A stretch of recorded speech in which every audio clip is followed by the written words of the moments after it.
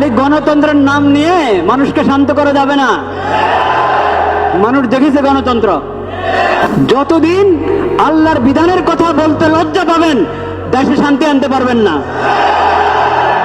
গণতন্ত্রের পরীক্ষা হয়ে গেছে। সমাজ এবং সরকার এবং দেশে শান্তি শৃঙ্খলা ফিরে আসতে হলে আল্লাহর বিধান প্রয়োগ করতে হবে।